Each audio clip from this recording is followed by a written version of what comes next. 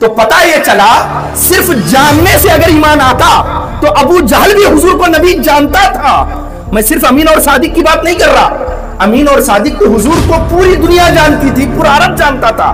میں اس سے بھی بڑی بات بتا رہا ہوں کہ ابو جہل حضور کو صرف امین اور صادق نہیں جانتا تھا, بلکہ اس سے بھی بڑھ کر وہ حضور کو نبی جانتا تھا. اس کے باوجود ایمان نہیں لاتا تھا. تو پتہ یہ چلا ایمان جاننے سے نہیں آتا, ایمان تو محض ماننے سے آتا ہے. اگر آپ سے پوچھا جائے ایمان کس پر, تو آپ یہی کہیں گے ایمان پہلے خدا پر, خدا کے ذریعے سے مصطفیٰ پر. ہرگز نہیں. ایمان کی ترتیب یہ ہے کہ ایمان پہلے مصطفیٰ پر, مصطفیٰ کے ذریعے سے خدا پر. ایمان پہلے نبی پر, نبی کے ذریعے سے خدا پر, تب جا کر کے ایمان مکمل ہوتا ہے. اور اگر یہ بات سمجھ میں آ گئی مسلک کے سارے جھگڑے ختم ہو جائیں گے. یہ بھی ابو جہل بھی بہت بڑا امام ہے. کس چیز کا امام ہے؟ کفر کا, شرک کا, اللہ کے ساتھ بغاوت کا, مصطفیٰ کے ساتھ نافرمانی کا.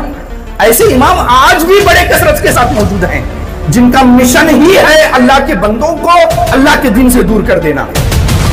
اسی لیے اعلیٰ حضرت فرماتے ہیں بخدا خدا کا یہی ہے در, نہیں اور کوئی مفر مکر, جو وہاں سے ہو یہی آ کے ہو, جو یہاں نہیں وہ وہاں نہیں. توجہ چاہوں گا, ان خداؤں کو مصطفیٰ کے کہنے پہ چھوڑ دیا جن کو اپنے آنکھوں سے دیکھتے تھے, اور اس ایک خدا کو مان لیا جسے آج تک انہوں نے کبھی نہیں دیکھا.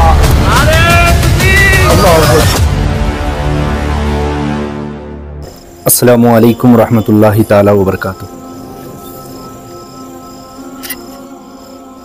الحمد للہ الذی زین النبیین بنبیہ المصطفیٰ ومن علی المؤمنین بحبیبہ المجتبیٰ والصلاة والسلام علی سیدنا ومولانا محمد خیر الورى وعلى آلہ واصحابہ متعدبین بالتقوى اما بعد فاعوذ باللہ السمیع العلیم من الشیطان اللعین الرجیم. بسم اللہ الرحمن الرحیم. یا ایہا الذین آمنوا آمنوا صدق اللہ مولانا العظیم وبلغنا رسوله النبی الامین المتین الکریم ونحن على ما قال ربنا وبلغ رسول ربنا لمن الشاہدین والشاکرین والحمد للہ رب العالمین.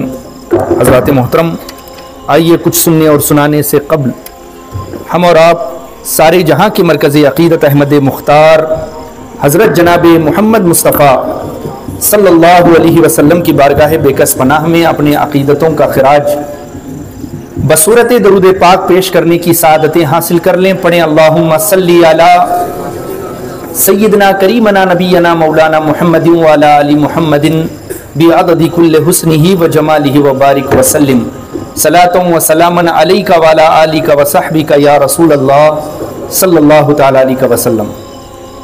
آدمی کو نئے طرز پہ ڈھالا جس نے, ڈگمگاتے ہوئے انسان کو سنبھالا جس نے, ہر برائی کو دیا دیس نکالا جس نے, کر دیا مشرق و مغرب میں اجالا جس نے, اسی محبوب کو سب محبوب خدا کہتے ہیں, نام سنتے ہیں تو سب صلی اللہ کہتے ہیں. اللہم صلی علی سیدنا کریمنا نبینا مولانا محمد وعلی آل محمد بعدد کل حسنہ و جمالہ وبارک وسلم صلاۃ و سلام علیک وعلی آلک وصحبک یا رسول اللہ صلی اللہ تعالی علیہ وسلم. اللہ رب العزت کا بے پناہ احسان اور فضل عظیم ہے کہ اس نے ہمیں آپ سب کو اپنے اور اپنے حبیب مکرم سرور کونین صلی اللہ علیہ وسلم کے ذکر کا موقع عطا فرمایا. اور اللہ کا اس پر بھی بڑا کرم اور احسان ہے کہ اس نے ہمیں آپ سب کو اپنے اور اپنے محبوب کا احسان مند بنایا, احسان فراموش نہیں بنایا, جس احسان کے اعتراف میں ہم سب حضور کی بارگاہ میں خراج عقیدت پیش کرنے کے لیے حاضر آئے ہیں. اللہ رب العزت ہماری حاضری کو اپنی بارگاہ میں قبول فرمائے اور اس محفل پاک کو دنیا آخرت ہر جگہ ہماری نجات کا ذریعہ بنائے. آمین آمین یا رب العالمین بجاہ سید المرسلین. بڑا ہی مبارک, بابرکت, فیوز و برکات کا حامل مہینہ ہم اور آپ کے درمیان سے روا دوا ہے, جسے دنیا ربیع النور, ربیع الاول شریف کے نام سے جانتی اور پہچانتی ہے. یہ وہ مبارک مہینہ ہے کہ جس کی 12 تاریخ کو ایک ایسی نورانی کرن جگمگائی اور ایک دنیا میں ایسی شخصیت کی تشریف آوری ہوئی کہ جس کے نور سے ساری دنیا منور ہو گئی، اور اس نور کے سامنے جو بھی آ گیا، جو بھی کھڑا ہو گیا، اس کا سارا وجود، اس کا ظاہر و باطن منور ہو گیا، اور اتنا منور ہو گیا کہ وہ نور کی خیرات دنیا کو بانٹنے لگ گیا۔ اسی لیے اعلیٰ حضرت فرماتے ہیں چمک تجھ سے پاتے ہیں سب پانے والے، میرا دل بھی چمکا دے چمکانے والے، برستا نہیں دیکھ کر اب رحمت، بدوں پر بھی برسا دے برسانے والے۔ اسی نور کی خیرات لینے کے لیے ہم سب اس جگہ اس مجلس میں کھڑے ہیں، کیونکہ وہ ایسا نور ہے کہ 1400 سال گزر جانے کے باوجود اس کی روشنی میں کوئی کمی نہیں ہوئی ہے۔ یہ سرکار کا در ہے، در شاہاں تو نہیں، یہ سرکار کا در ہے، در شاہاں تو نہیں، جو مانگ لیا اور بھی کچھ مانگ دے سکتے ہیں وہ کیا کچھ دے نہیں سکتے، یہ پاس نہ رکھ ہوش میں آ اور بھی کچھ مانگ، جھولی ہی میری تنگ تھی کیا مانگتا ان سے، جھولی ہی میری تنگ تھی کیا مانگتا ان سے، وہ تو کہتے رہے مانگ ذرا اور بھی کچھ مانگ۔ تو ہم اور آپ اسی خیرات کی امید میں حضور کی بارگاہ میں خراج عقیدت پیش کرنے کے لیے یہاں حاضر آئے ہیں کہ آج کے درس کے خطاب کا عنوان اور موضوع جو ہے حضور پر ایمان کا مطلب۔ اس موضوع پر خطاب کے لیے میں نے کتاب شفا قرآن مجید سے سورۃ النساء کی آیت نمبر 135 کے ایک جز کی تلاوت کرنے کا شرف حاصل کیا ہے۔ پوری توجہ میری طرف رکھیں، سب لوگ میری طرف توجہ رکھیں۔ اللہ رب العزت ارشاد فرماتا ہے یا ایھا الذین آمنوا، اے ایمان والو ایمان لاؤ۔ اب ذرا جملوں پہ غور کیجئے، اللہ کافروں سے بات نہیں کر رہا، غیر مسلموں سے بات نہیں کر رہا، سارے انسانوں سے بات نہیں کر رہا، بلکہ مخصوص ایمان والوں سے بات کر رہا ہے۔ اللہ فرماتا ہے یا ایھا الذین آمنوا، اے ایمان والو۔ اب سارے لوگ متوجہ ہو گئے کہ اللہ حکم کیا دینا چاہ رہا ہے، اے ایمان والو۔ مولا کیا حکم ہے؟ فرمایا آمنو، ایمان لے آؤ۔ اب اللہ رب العزت کا ایمان والوں کو ایمان لانے کا حکم دینے کا مطلب یہ ہے، اور ہمیں سمجھنا چاہیے کہ ایمان کی اہمیت کیا ہے، اس کا مقام و مرتبہ کیا ہے، اس کی حقیقت کیا ہے، کیونکہ خود اللہ رب العزت ایمان والوں کو ایمان لانے کا حکم دے رہا ہے۔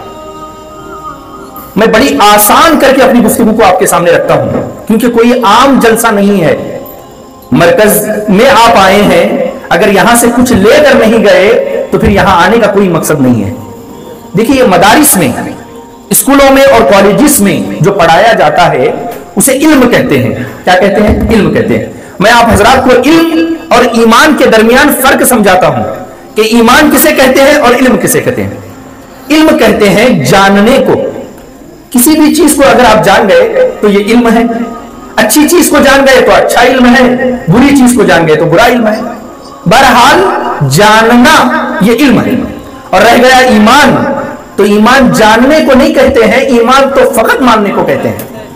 ایمان جاننا نہیں ہے، ایمان مان لینا ہے۔ اور یہ جو ایمان ماننا ہے نا، اس ایمان کے لیے کسی لمبے چوڑے علم کا ہونا شرط نہیں ہے، کسی لمبے چوڑے علم کا ہونا ضروری نہیں ہے۔ اگر ایمان کے لیے لمبے چوڑے علم کا ہونا ضروری ہوتا اور ایمان جاننے والے کو ہی ملتا تو اس دنیا میں بڑے جاننے والے پڑے ہوئے ہیں، اس دنیا میں بڑے سائنسدان، بڑے اسکالر، بڑے منطقی فلسفی گزرے ہیں جو پہاڑوں کے برابر جانتے ہیں، لیکن اتنا جاننے کے باوجود ایمان سے محروم ہیں۔ تو پتہ چلا ایمان جاننے سے نہیں آتا، اگر ایمان جاننے سے آیا ہوتا تو یہ بڑے بڑے جاننے والے ان میں سے کوئی بھی کافر اور گمراہ نہ ہوتا۔ لیکن ہزار علم کے باوجود بہت سے ایسے لوگ ہیں جو ان کے پاس بڑی بڑی ڈگریاں ہیں، اس کے باوجود وہ ایمان سے محروم ہیں۔ اس بات کی ایک دوسری حقیقت بھی ہے۔ پہلی بات آپ نے کیا سمجھا کہ ایمان اگر جاننے سے آتا تو کوئی جاننے والا کافر نہ ہوتا، ہر جاننے والا ایمان والا ہوتا۔ تو پتہ کیا چلا؟ ایمان جاننے سے نہیں آتا، ایمان محض ماننے سے آتا ہے۔ اب اس بات کا ایک دوسرا رخ ہے، اور وہ یہ کہ اگر ایمان صرف جاننے سے آتا تو بیچارے بڑے جاہل جٹ لوگ ایسے بھی ہیں جو کھیتوں میں مزدوری کرتے ہیں، ہل چلاتے ہیں، ویلڈنگ کرتے ہیں اور نہ جانے کتنے کام کرتے ہیں جنہیں نہ اپنا نام لکھنا آتا ہے نہ لکھا ہوا پڑھنا آتا ہے، جنہوں نے زندگی میں کبھی بھی اسکول کا، مدرسے کا، مکتب کا منہ تک نہیں دیکھا، اس کے باوجود ان کے پاس ایمان کی دولت موجود ہے، جو رتی برابر بھی نہیں جانتے ان کے پاس ایمان کی دولت ہے، اور جو سمندروں کے برابر جانتے ہیں وہ ایمان سے محروم ہیں۔ تو اس بات سے پتہ یہ چلا کہ ایمان جاننے سے نہیں آتا، ایمان تو ماننے سے آتا ہے، اور ایمان جو ہے وہ عمل کے تابع نہیں ہے کہ علم آ گیا تو ایمان بھی آ گیا، ایسا ہرگز نہیں ہے، بلکہ ایمان صرف ماننے سے آتا ہے، جاننے سے اس کا تعلق نہیں ہے۔ یہ تو ایک بات ہو گئی۔ اب اس بات کو میں اور دلیل سے سمجھاتا ہوں۔ ایمان جاننے کا نام ہے، علم ایمان ماننے کا نام ہے، علم صرف جاننے کا نام ہے۔ اس کا کیا مطلب؟ علم جو ہے ہمیشہ ذرائع سے آتا ہے، بغیر ذریعے کے علم نہیں آئے گا۔ مثال کے طور پہ میں آپ سے کہوں کہ میرے ہاتھ میں کیا ہے، جب آپ کی نظر اس پہ پڑے گی، جیسے ہی نظر آپ کی پڑے گی، آپ کے دماغ کو جو ہے یہ نالج مل جائے گی کہ یہ موبائل ہے، اور آپ کہیں گے کہ یہ موبائل ہے۔ اگر آپ نہیں دیکھتے یہ کیا ہے، بتا سکتے تھے کہ میرے ہاتھ میں کیا ہے؟ نہیں۔ تو یہ جو علم آپ کو ملا کس وجہ سے ملا؟ دیکھنے کی وجہ سے ملا۔ اسی طریقے سے آپ اندھیرے میں سو رہے تھے، اچانک گھر میں تھوڑی سی آہٹ ہوئی، کچھ چلنے کی آواز آئی، آپ بے قرار ہو کے اٹھ گئے، لائٹ بند ہے، اور آپ پریشان ہو گئے، پتہ نہیں کیا آ گیا۔ اتنے میں آپ نے آواز سنی میاؤں کی، تو جیسے ہی آپ نے میاؤں کی آواز سنی، آپ نے دیکھا کچھ نہیں، آپ کو علم ہو گیا کہ بلی ہے۔ اسی طرح آپ اندھیرے میں جا رہے تھے، آپ کے پیر سے کوئی چیز لگی اور آپ نے جھک کر اس کو اٹھا لیا، جیسے ہی آپ نے ہاتھ لگایا سمجھ گئے کہ جھاڑو ہے۔ دیکھیے، نہ دیکھا نہ سنا، صرف چھوا تو پتہ چل گیا۔ اسی طرح اور بھی مثالیں ہیں۔ تو دیکھیے، علم جو آ رہا ہے وہ ذرائع سے آ رہا ہے، کسی نہ کسی وجہ سے آ رہا ہے، یا تو دیکھ کر آ رہا ہے، یا تو سن کر آ رہا ہے، یا تو سونگھ کر آ رہا ہے، یا تو محسوس کر کے آ رہا ہے۔ علم بغیر ذریعے کے نہیں آ سکتا، لیکن ایمان جسے ماننا کہتے ہیں اسے نہ دیکھا جا سکتا ہے، نہ سنا جا سکتا ہے، نہ اسے چکھا جا سکتا ہے۔ تو پتہ چلا ایمان جاننے کا نام نہیں ہے، بلکہ ایمان صرف ماننے کا نام ہے۔ تو سمجھ گیا ایمان کسے کہتے ہیں اور علم کسے کہتے ہیں۔ اب ایک بات میں آپ کو سنانے لگا ہوں۔ اہل سنت کی ایک بڑی معتبر کتاب ہے جس کا نام ہے شرح ابن حاجب۔ اس میں ابو جہل کا ایک قول لکھا ہوا ہے۔ لوگ آپ کو بڑے بڑے اماموں کے، بڑے بڑے حضرتوں کے اور بڑے بڑے ائمہ کے اقوال سناتے ہیں، آج میں آپ کو ابو جہل کا قول سنانے لگا ہوں۔ کیوں؟ اس لیے کہ یہ بھی بہت بڑا امام ہے، یہ بھی ابو جہل بھی بہت بڑا امام ہے۔ کس چیز کا امام ہے؟ کفر کا، شرک کا، اللہ کے ساتھ بغاوت کا، مصطفیٰ کے ساتھ نافرمانی کا۔ ایسے امام آج بھی بڑے کثرت کے ساتھ موجود ہیں جن کا مشن ہی ہے اللہ کے بندوں کو اللہ کے دین سے دور کر دینا۔ تو ابو جہل کا ایک قول ہے شرح ابن حاجب، ابو جہل کا۔ تو ابو جہل کہا کرتا تھا، توجہ سے سنیں، ابو جہل کہتا تھا اِنَّا نَعْلَمُ أَنَّ مُحَمَّدًا صلی اللہ علیہ وسلم محمد وَلَكِنْ لَا نُؤْمِنُ بِهِ أَبَدًا۔ وہ کہتا تھا ہم جانتے ہیں کہ محمد صلی اللہ علیہ وسلم اللہ کے نبی ہیں، لیکن ہم ہرگز ان پر ایمان نہیں لائیں گے۔ تو پتہ یہ چلا صرف جاننے سے اگر ایمان آتا تو ابو جہل بھی حضور کو نبی جانتا تھا۔ میں صرف امین اور صادق کی بات نہیں کر رہا، امین اور صادق کو حضور کو پوری دنیا جانتی تھی، پورا عرب جانتا تھا۔ میں اس سے بھی بڑی بات بتا رہا ہوں کہ ابو جہل حضور کو صرف امین اور صادق نہیں جانتا تھا، بلکہ اس سے بھی بڑھ کر وہ حضور کو نبی جانتا تھا، اس کے باوجود ایمان نہیں لاتا تھا۔ تو پتہ یہ چلا ایمان جاننے سے نہیں آتا، ایمان تو محض ماننے سے آتا ہے۔ اب جب یہ بات سمجھ میں آ گئی کہ ایمان ماننے سے آتا ہے، تو ایمان کہتے کسے ہیں؟ کس چیز کو ماننا ہے؟ ایمان کا مطلب کیا ہے؟ ایمان کہتے کسے ہیں؟ تو ایمان کہتے ہیں کامل اعتماد اور یقین کو۔ ایمان کسے کہتے ہیں؟ کامل اعتماد، کامل یقین، کامل بھروسہ، اس کا نام ایمان ہے۔ ایسا اعتماد، ایسا یقین کہ ساری دنیا ایک بات کرے لیکن آپ کا دل ایک بات پر جم جائے، سورج مشرق کی بجائے مغرب سے نکل آئے، ساری دنیا ایک بات کے پیچھے چلنے لگے، لیکن بندے کا اعتقاد اور یقین کسی چیز پر ایسا گڑ جائے کہ ساری دنیا مل کر بھی اس کے ایمان کو متزلزل نہ کر سکے۔ اس یقین اور اس اعتماد کا نام ایمان ہے۔ تو سمجھ گیا ایمان کسے کہتے ہیں؟ کامل اعتماد اور یقین کو۔ اب سوال پیدا ہوتا ہے اعتماد کس پر، یقین کس پر، بھروسہ کس پر؟ اب سب لوگ کہیں گے کہ جی اعتماد پہلے اللہ پر، اس کے بعد اللہ کے ذریعے سے رسول اللہ پر، اعتماد پہلے خدا پر، اس کے بعد خدا کے ذریعے سے مصطفیٰ پر، یہی ہر کوئی کہے گا نا؟ نہیں، ایمان کی ترتیب یہ نہیں ہے۔ اگر آپ سے پوچھا جائے ایمان کس پر، تو آپ یہی کہیں گے ایمان پہلے خدا پر، خدا کے ذریعے سے مصطفیٰ پر۔ ہرگز نہیں، ایمان کی ترتیب یہ ہے کہ ایمان پہلے مصطفیٰ پر، مصطفیٰ کے ذریعے سے خدا پر، ایمان پہلے نبی پر، نبی کے ذریعے سے خدا پر، تب جا کر کے ایمان مکمل ہوتا ہے۔ اور اگر یہ بات سمجھ میں آ گئی، مسلک کے سارے جھگڑے ختم ہو جائیں گے۔ اب آپ سوچیں گے کہ آج مولوی صاحب نے تو ایک الگ ہی بات کر دی، ابھی تک تو ہم سوچ رہے تھے کہ ایمان پہلے اللہ پر، پھر اللہ کے ذریعے سے نبی پر، کیونکہ جو نبی ہوتا ہے وہ اللہ کا بھیجا ہوا ہوتا ہے، اللہ بھیجتا ہے تب نبی آتا ہے، اگر اللہ نہ بھیجتا تو نبی نہ آتا۔ اس کا مطلب یہ ہوا کہ پہلے ایمان اللہ پر، اس کے بعد اللہ کے ذریعے سے رسول اللہ پر۔ یہی بات سمجھ میں آتی ہے نا؟ نہیں، ایمان کی اصل ترتیب یہ ہے کہ ایمان پہلے مصطفیٰ پر، مصطفیٰ کے ذریعے سے خدا پر۔ اب آپ سوچیں گے کیسے؟ وہ توجہ سے سنیں، نبی کیسے کہتے ہیں؟ میں نے پچھلے درس میں بتایا تھا، نبی مخبر کو کہتے ہیں۔ نبی کسے کہتے ہیں؟ خبر دینے والے کو نبی کہتے ہیں۔ جو آ کر خبر دیتا ہے اسے کہتے ہیں نبی۔ اب نبی خبر کس کی دیتا ہے؟ نبی خبر دیتا ہے عالم غیب کی۔ نبی کس کی خبر دیتا ہے؟ عالم غیب کی۔ اسے نبی کہتے ہیں جو عالم غیب کی خبر دے۔ اب ذرا سوچیں، بعض لوگ حضور کے علم غیب پہ جھگڑتے رہتے ہیں کہ حضور کو علم غیب تھا کہ نہیں تھا، تھا کہ نہیں تھا، تھا کہ نہیں تھا۔ میں کہوں گا، میں عقیدے کی بات نہیں کر رہا، ڈکشنری کی بات کر رہا ہوں۔ اگر آپ ڈکشنری کھول کے دیکھیں کہ نبی کا معنی کیا ہے، تو صاف آپ کو ڈکشنری میں لکھا ہوا ملے گا، نبی کا مطلب ہے غیب کی خبر دینے والا۔ کیا کوئی خبر بغیر علم کے ہو سکتی ہے؟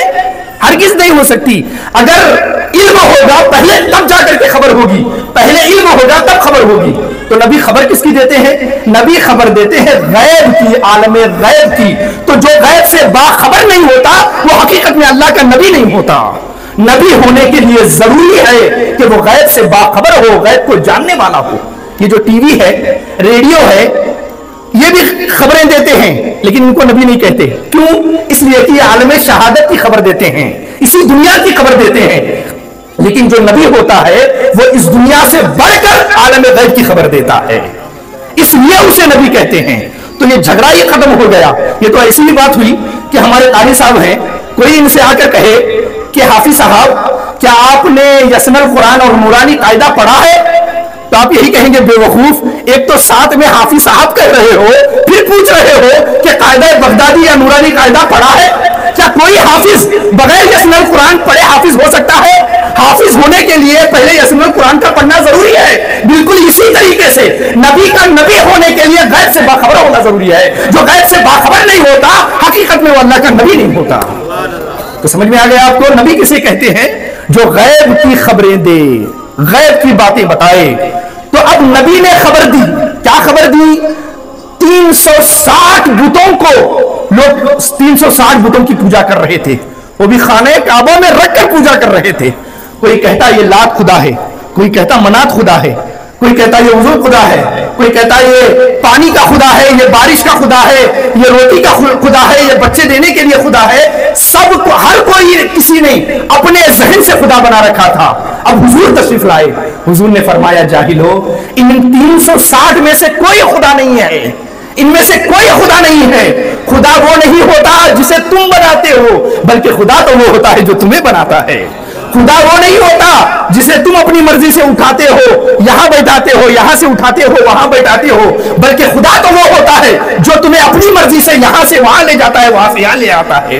خدا وہ نہیں ہوتا جسے تم بنا کر مٹا دیتے ہو، بلکہ خدا تو وہ ہوتا ہے جو تمہیں بناتا ہے اور اپنی مرضی سے مٹا دیتا ہے۔ فرمایا ان میں سے کوئی خدا نہیں ہے بلکہ اللہ وحدہ لا شریک ہے، میں اس کا نبی ہوں۔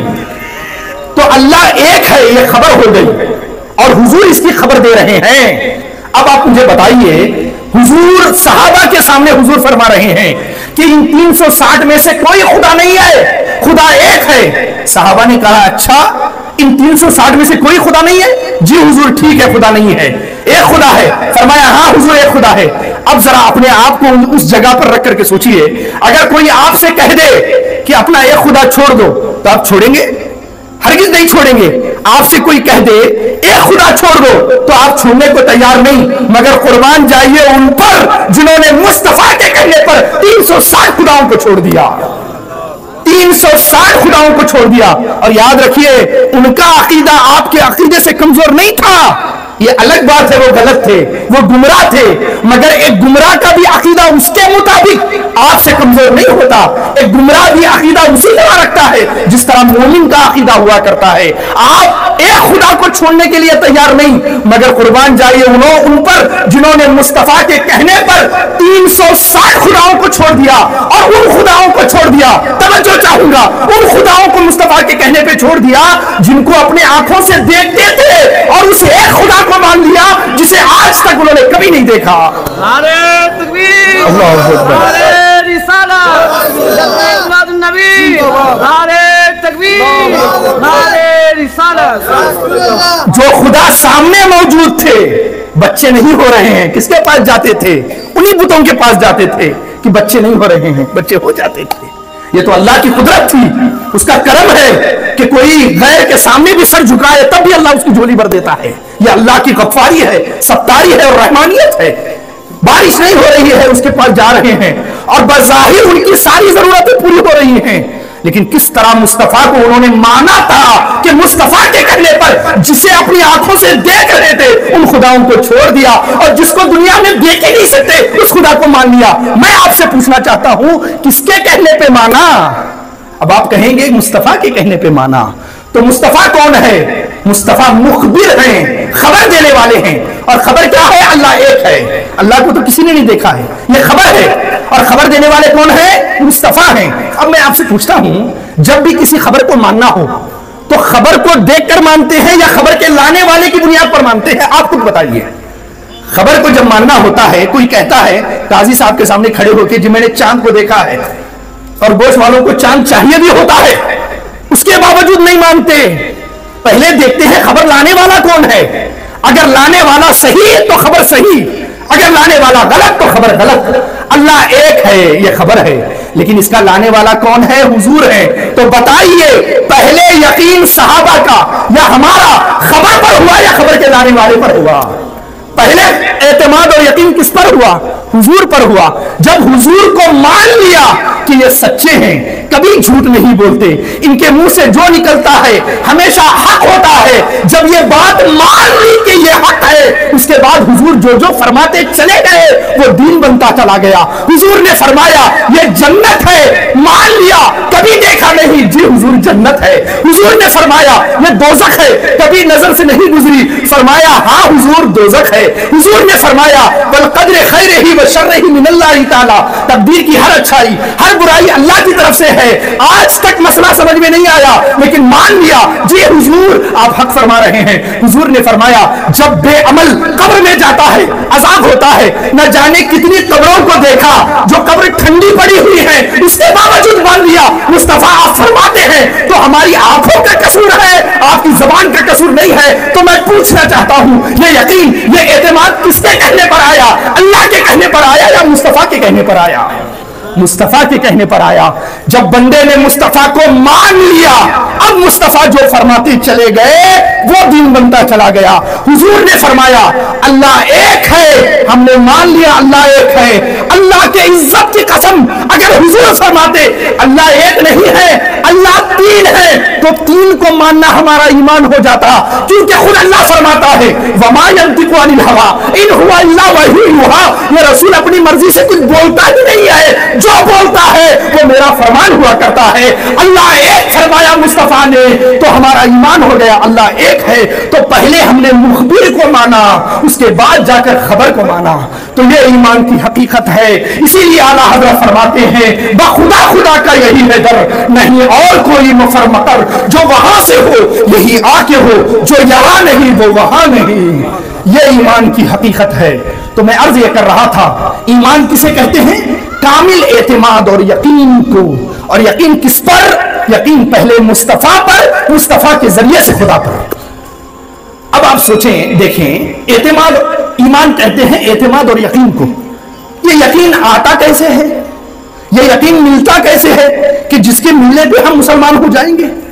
اعتماد اور یقین جب بھی ملتا ہے واسطے اور تعلق سے ملتا ہے، بغیر تعلق کے کبھی نہیں ملتا۔ مثال کے طور پہ اگر میں آپ میں سے کسی ایک سے کہوں جو ہمارا بھائی کلین شیو ہے، خاص کر اس سے اگر میں کہوں کہ بھائی مجھے اجازت دے دو، یا کسی کو اجازت دے دو کہ وہ تیز وستورا تمہاری گردن پہ رکھ دے، آپ کسی کو رکھنے کی اجازت دیں گے؟ تیز وستورا گردن پہ رکھ کر اس طرح ہلائے، آپ اجازت دیں گے؟ نہیں دیں گے۔ پکا نہیں دیں گے؟ پکا۔ لیکن ہر روز حجام کے سیٹ پر آپ کی گردن ہوتی ہے، اس کا بستر آپ کی گردن پر ہوتا ہے، اور آپ آرام سے بیٹھے ہوتے ہیں، اور بہت سے لوگ تو سوتے رہتے ہیں۔ کبھی ڈر لگا؟ یہ یقین کیسے پیدا ہوا؟ یہ اس پر بھروسہ کیسے پیدا ہوا؟ اس لیے کہ اس سے آپ کا تعلق ہے، تو تعلق کی وجہ سے یقین پیدا ہوتا ہے۔ جو وسیلے کی ہی قائل نہیں، جو تعلق کے ہی ماننے والے نہیں، بتائیے ان کو ایمان کہاں سے مل سکتا ہے؟ تو ایمان کامل اعتماد اور یقین کو کہتے ہیں۔ اور یقین کیسے ملتا ہے؟ تعلق سے ملتا ہے، وسیلے سے ملتا ہے۔ اب آپ یہ بھی پوچھیں گے کہ یہ تعلق کیسے پیدا ہوتا ہے؟ میری بات سمجھ رہے ہیں نا؟ ایمان کسے کہتے ہیں؟ کامل اعتماد اور یقین کو۔ یقین کیسے پیدا ہوتا ہے؟ تعلق سے یقین پیدا ہوتا ہے۔ اب یہ تعلق کیسے پیدا ہوتا ہے؟ اس کا جواب میں نہیں دیتا، آپ خود جواب دے دیجئے۔ اگر آپ دو لوگ اجنبی ہیں، آپ ایک دوسرے کو نہیں جانتے ہیں، کوئی رشتہ نہیں ہے، کوئی تعلق نہیں ہے، کوئی سمبند نہیں ہے، آپ کا نام بھی نہیں جانتے ہیں، اور آپ اسٹیشن پہ اچانک مل گئے اور آپ کو تعلق بنانا ہے، تو سب سے پہلے اپنے تعلق کی ابتدا کس طرح کرتے ہیں؟ آپ خود بتائیے۔ سب سے پہلے آپ سلام کرتے ہیں۔ سلام کرتے ہیں کہ نہیں کرتے؟ جس کسی انجان سے رشتہ جوڑنا چاہتے ہیں اس سے پہلے سلام کرتے ہیں۔ تو دوستو، جس طرح سے ہمارا آپ کا تعلق سلام سے ہوتا ہے، اسی طریقے سے بارگاہ مصطفیٰ سے امتی کا تعلق سلام سے ہوتا ہے۔ تو جو جتنا زیادہ حضور سے اپنا تعلق جوڑنا چاہتا ہے، وہ حضور کی بارگاہ میں اتنا زیادہ سلام پڑھا کرے۔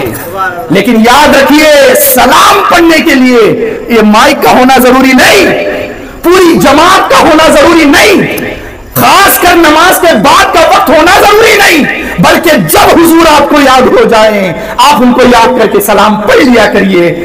دل میں ہو یاد تیری گوشے تنہائی ہو، پھر تو خلوت میں عجب انجمن آرائی ہو۔ وہ دل ہی کیا میرے مصطفیٰ جو تیرے ملنے کی دعا نہ کرے، میں تجھ کو بھول کے زندہ رہوں خدا نہ کرے۔ ہر سانس جائے تو نبی پر سلام کے ساتھ جائے، ہر سانس باہر آئے تو مصطفیٰ کے ساتھ سلام کے ساتھ باہر آئے۔ یہ امتی کا شیوا ہونا چاہیے۔ تو آج آپ یہ سبق یاد کر کے چلے جائیں۔ اعتماد اور یقین سے ایمان آتا ہے، اور اعتماد اور یقین تعلق سے آتا ہے، اور تعلق حضور کی بارگاہ میں صلاۃ و سلام سے آتا ہے۔ ہم اور آپ الحمدللہ صلاۃ و سلام بھی پڑھنے والے ہیں، حضور سے محبت کا دم بھی بھرنے والے ہیں۔ مبارک مہینہ حضور کی آمد کا ہم اور آپ کے درمیان سایہ فگن اور جلوہ فگن ہے۔ ہم اور آپ اس مہینے کا احترام کریں، ایسا کوئی کام نہ کرنے کی کوشش کریں جس سے ہمارے آقا کے دل کو ٹھیس پہنچے، حضور ناراض ہو جائیں، ایسا کوئی کام نہ کریں۔ باہر جو لوگ کر رہے ہو وہ ان کی تقدیر ہے، کم سے کم جو یہاں سامنے بیٹھے ہیں وہ تو ایسی حرکت کرنے کی کوشش نہ کریں، بلکہ اپنے دل کو اس طرح سجا لیں کہ آقا کریم علیہ الصلوۃ والسلام کے تشریف لانے کے لائق یہ دل بن سکے۔ میں دعا کرتا ہوں اللہ کریم سے، مولا کریم کہنے سننے سے زیادہ ہمیں آپ سب کو میلاد کی تمام برکتوں سے مالا مال فرمائے، اور میلاد کے مقصد پر عمل کرنے کی توفیق عطا فرمائے۔ اور جن لوگوں نے بھی اس میلاد پاک کی محفل کو سجانے میں، سوارنے میں حصہ لیا ہے، اللہ رب العزت ان کی دنیا آخرت ہر جگہ ان کو سرخرو فرمائے۔ آمین آمین یا رب العالمین بجاہ سید المرسلین وما علینا الا البلاغ۔ آپ کا لطف و کرم کونین میں مشہور ہے، اور ہر طرح سے آپ کو لطف و کرم منظور ہے، اور حشر میں گر سزا ملنے کا بھی دستور ہے، پر کیا کروں دل اس امید سے مسرور ہے، تم شفیع المذنبین ہو یا مصطفیٰ وما علینا الا البلاغ۔ خیر اللہ صلی اللہ علیہ وسلم۔